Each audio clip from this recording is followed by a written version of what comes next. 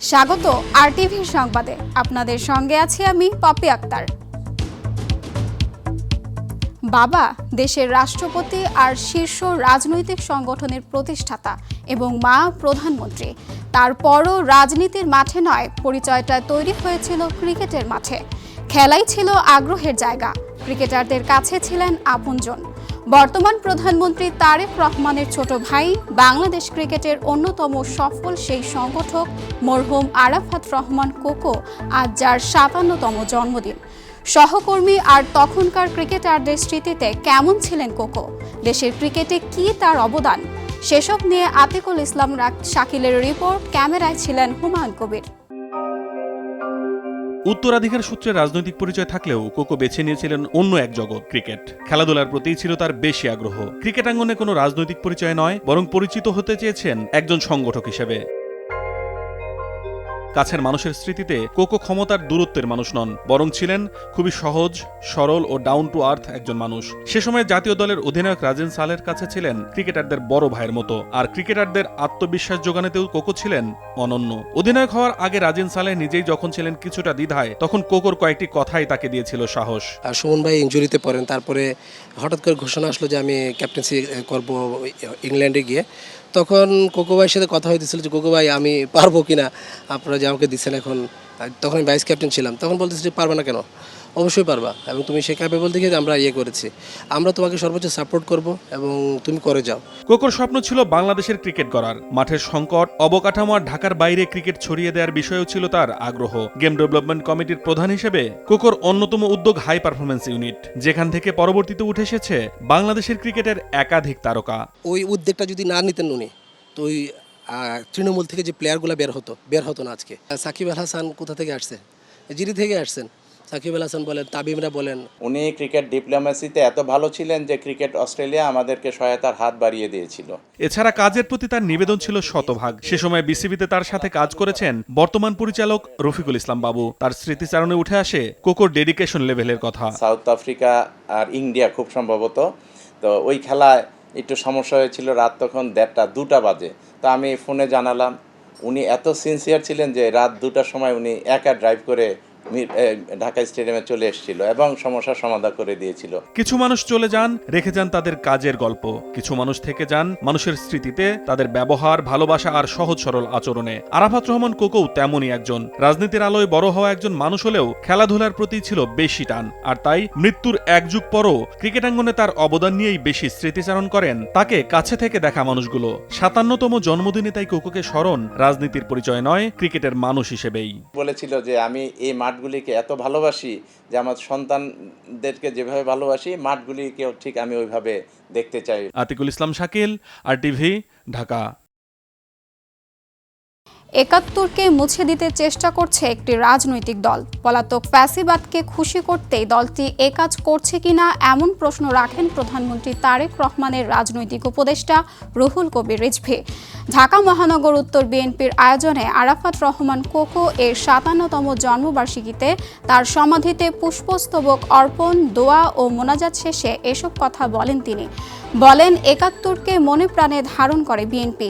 ৭১, ৮৬, ৯০ সব আন্দোলনে একটি রাজনৈতিক দল দেশের মানুষের সঙ্গে শত্রুতা করেছে। দলটি এককভাবে জুলাইয়ের কৃতিত্ব নিতে চায় বলে অভিযোগ করেন রুহুল কবির রিজভী। ৭১কে ইতিহাস থেকে মুছে দেওয়ার জন্য বর্তমানে কোনো রাজনৈতিক দল প্রচেষ্টা চালাচ্ছে, এবং এই ৭১ স্বাধীনতা মুক্তিযুদ্ধের সাথে যে নামটি অবিচ্ছিন্নভাবে জড়িত, শহীদ রাষ্ট্রপতি জিয়াউর রহমান স্বাধীনতার ঘোষক।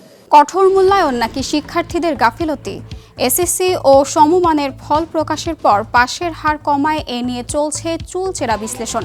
উত্তরপত্রের সঠিক মূল্যায়নে শিক্ষকদের ওপর ছিল বোর্ডের কঠোর নির্দেশনা। তবে রেজাল্টে ভয়াবহ বিপর্যয় হয়নি বলছে শিক্ষা বোর্ড। গণিত আর ইংরেজিতে ফেলের সংখ্যা বাড়ার পেছনের কারণ খতিয়ে দেখা হবে বলে জানান ঢাকা বোর্ডের চেয়ারম্যান অধ্যাপক সৈয়দ আখতারুজ্জামান। তবে এজন্য দেশের সার্বিক শিক্ষা ব্যবস্থার দুরবস্থাকে দায়ী করছেন বিশেষজ্ঞরা। বিস্তারিত সাদিয়া কানিজের রিপোর্ট। 2007 সালের পর এবার সবচেয়ে খারাপ ফলাফল হয়েছে এসএসসি ও সমমান পরীক্ষায়। এবার পাস 62.25%, ফেল করেছে প্রায় 7 লাখ শিক্ষার্থী। জিপিএ 5ও কমেছে 23,000-এর বেশি। পতিত আওয়ামী লীগ সরকারের আমলে পাস ও জিপিএ 5-এর সংখ্যা ক্রমান্বয়ে বাড়লেও এখনকার চিত্র ঠিক উল্টো। এমন ফলাফল নিয়ে শিক্ষক, শিক্ষার্থী আর অভিভাবক মহলে বইছে আলোচনার ঝড়। মূল্যায়নকারী শিক্ষকরা বলছেন, শিক্ষার্থীরা খাতায় যা লিখেছে তার উপরই মূল্যায়ন হয়েছে। আগে যে একটা ট্রেন্ড ছিল তাকে পাশের হার বাড়াতে হবে বা বেশি ওভার মার্কিং করা বা অতি মূল্যায়ন, এই বিষয়গুলো এখন টোটালি অফ করে দেওয়া হয়েছে। শিক্ষার্থীর খাতাটাকে প্রপারলি জাজমেন্ট করতে হবে। আসলে মোবাইলে আসক্তি, এটা আমরা প্রতিনিয়ত ফেস করছি, কারণ তারা এত বিনোদনে ঢুকে যাচ্ছে যে তারা আসলে মনে করছে যে এটা চেয়ে ওটা ভালো লাগছে তাদের। মানে এটা একটা ডিভাইস এডিটের থেকে তাদের বের করে আনতে হবে। খাতা মূল্যায়ন যথাযথ হয়েছে, যে যেমন করেছে সেভাবেই তাদের রেজাল্ট হয়েছে। এটাই আসলে মেইন কথা, এটাই চূড়ান্ত ডিসিশন। আসলে আমাদের রেজাল্ট ভালো করার যে প্রক্রিয়া, তাদের পরিচর্যা, এই সমস্ত বিষয়গুলো বছরের শুরু থেকেই আমাদের চলে থাকে এবং বছর শেষ পর্যন্ত পরীক্ষা পর্যন্ত তাদেরকে এই পরিচর্যার মধ্যেই রাখা হয়। শিক্ষা বোর্ডের দাবি, কৃত্রিমভাবে পাশের হার বাড়ানোর কোনো সুযোগ রাখা হয়নি এবার। প্রকৃত শিক্ষার মান যাচাই করতেই অনুসরণ করা হয়েছে নির্ধারিত নীতিমালা। যাদের প্রস্তুতি ভালো ছিল তারা ভালোই পরীক্ষা দিয়েছে। যারা এক্সামিনার খাতা দেখেছে তাদেরকে আমরা দিক নির্দেশনা দিয়েছি যে একটা শিক্ষার্থীর 10 বছরের অর্জন আপনার সামনে 3 ঘন্টায় তুলে দিয়েছে। আপনি যদি তার উপর কোনো কারণে ইনজাস্টিস করেন তাহলে তার এই ক্ষতি পুষিয়ে নেওয়ার আর কোনো অল্টারনেটিভ থাকবে না।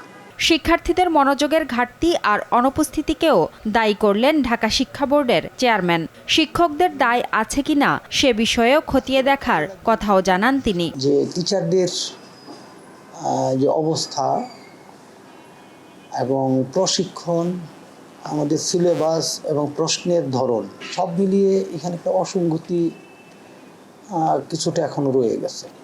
এই অসঙ্গতিগুলি দূর করলে বিশেষ করে টিচাররা, প্রত্যেকটা টিচার যদি ট্রেনিংয়ের আওতায় আনা যায় এবং সেই ট্রেনিং বাস্তবে কাজে লাগিয়ে যদি টিচিং লার্নিং সম্পন্ন করে, দেন আমাদের এই ক্রাইসিসটা কাভার করা খুব সহজ হয়ে যাবে। শিক্ষাবিদরা বলছেন, দেশের শিক্ষা ব্যবস্থার বর্তমান চিত্রই ফুটে উঠেছে এই ফলাফলে। আমরা ওই যে প্রতি বছর মূল্যায়নের আগে, প্রশ্ন করার আগে কিছু গাইডলাইন তৈরি করি, সেই অনুযায়ী প্রশ্ন করি, মূল্যায়নও করি। এটা হওয়া উচিত দীর্ঘমেয়াদী, এটা হওয়া উচিত কারিকুলামের সাথে অ্যালাইন্ড, এটা হওয়া উচিত শিক্ষা নীতির সাথে অ্যালাইন্ড। তো আমাদের ওই যে পিছনে যে ঘাটতিগুলো রয়ে গিয়েছে, এর ইম্প্যাক্টটা পড়ছে হলো পরীক্ষায় শিক্ষার্থীতে। তাই শিক্ষা ব্যবস্থাকে ঢেলে সাজানোর পরামর্শও তাদের। সাদিয়া কানিজ, RTV, ঢাকা। সাভারের দক্ষিণ শ্যামপুরে একটি 3তলা ভবন থেকে 14টি শক্তিশালী পাইপ বোমা ও বোমা তৈরির সরঞ্জাম জব্দ করা হয়েছে। এ ঘটনায় আরিফ হোসেন নামে একজনকে আটক করা হয়েছে। তাকে নিয়ে মঙ্গলবার দিবাগত রাত পর্যন্ত অভিযান চালিয়েছে আইন শৃঙ্খলা রক্ষাকারী বাহিনী। এর আগে মঙ্গলবার সন্ধ্যা থেকে বোম ডিসপোজাল ইউনিটকে সঙ্গে নিয়ে জেলার হেমায়তপুরের এ ভবনটি ঘিরে রাখে সিটিটিসি ও স্থানীয় থানা পুলিশ। শিল্প কারখানার বর্জ্যের প্রভাব পড়েছে ময়মনসিংহের ভালুকার বিভিন্ন স্থানে। বর্জ্যের পরিমাণ বাড়লেও বাড়েনি স্থানীয় বর্জ্য ব্যবস্থাপনার সক্ষমতা। এর ফলে দেশের অন্যতম ব্যস্ত অর্থনৈতিক করিডোর ঢাকা ময়মনসিংহ মহাসড়কের পাশ এখন রূপ নিয়েছে ময়লার ভাগাড়ে। অপরিকল্পিত বর্জ্য ব্যবস্থাপনার কারণে চরম জনদুর্ভোগের সৃষ্টি হয়েছে এই জনপদে। ময়মনসিংহের ভালুকা থেকে মোহাম্মদ আল আমিনের তথ্যচিত্রে জানাচ্ছেন লিওন আজাদ। এটি কোনো প্রত্যন্ত অঞ্চলের ময়লার ভাগাড় নয়, ব্যস্ততম ঢাকা ময়মনসিংহ মহাসড়ক সংলগ্ন ভালুকার বিভিন্ন হাটবাজার এলাকার চিত্র। বিশেষ করে পৌর শহর, স্কয়ার মাস্টার বাড়ি ও সিস্টোর বাজারের এই পরিস্থিতি আরও ভয়ঙ্কর রূপ নিয়েছে। বাজারগুলোর অপরিকল্পিত ও পচা দুর্গন্ধযুক্ত বর্জ্য সরাসরি ফেলা হচ্ছে রাস্তার পাশে। এর ফলে প্লাস্টিক, পলিথিন আর কঠিন বজ্র মিশ্রিত কাদার আস্তরণে সম্পূর্ণ অবরুদ্ধ হয়ে পড়েছে পানি নিষ্কাশনী ড্রেনগুলো।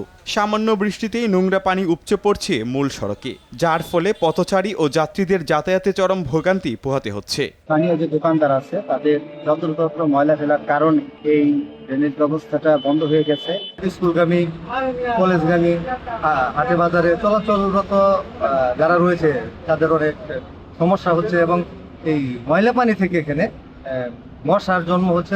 পানি কমে গেলে এসব বর্জ্য অপসারণের উদ্যোগ নেওয়া হবে বলে জানান ভালুকা সড়ক উপবিভাগের উপসহকারী প্রকৌশলী। পানি যখন ঘুরতো না, ওই ময়লা মানে সব বেরো চলে যেত। সমস্যা ড্রেনের আউটপুট নাই, আর ড্রেনের যে আউটলেট থাকলে ড্রেনের পানি যে ঘুরবে সেই জায়গায় তো নাই, যার ফলে সমস্যা তৈরি হচ্ছে।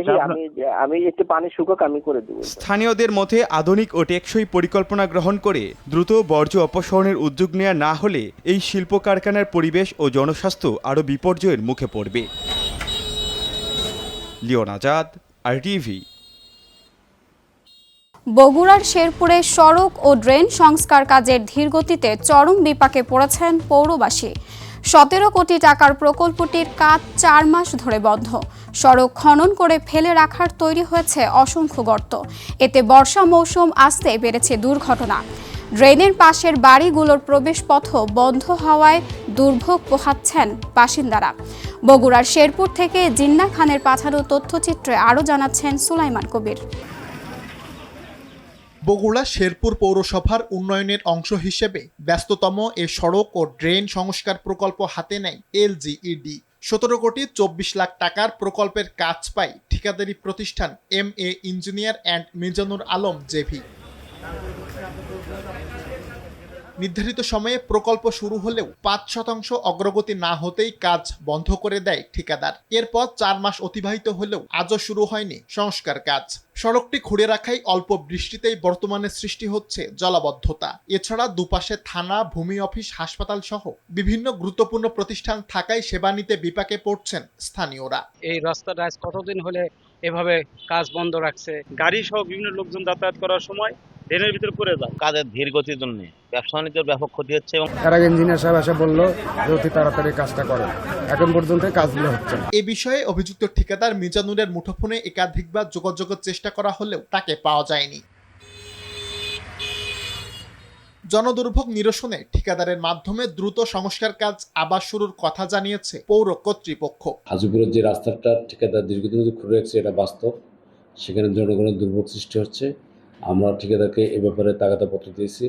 ঠিকাদাররা আমাদেরকে আশ্বস্ত করছে খুব শীঘ্রই তারা কাজ করবে। আমরা চেষ্টা করছি যে ঠিকাদাররা যেন ঠিকমতো কাজ করে, এবং আমাদের মাননীয় জাতীয় সংসদ সদস্য উনি নিজেও বিষয়টি নিয়ে কাজ করছেন যেন ঠিকাদাররা যথাসময়ে কাজটি সম্পন্ন করে। সঠিক তদারকির মাধ্যমে গলার কাটা হয়ে ওঠা প্রকল্পটি দ্রুত শেষ করবে সংশ্লিষ্ট দপ্তর, এমনটাই প্রত্যাশা পৌরবাসীর। সুলাইমান কবির, RTV। ধন্যবাদ সবাইকে।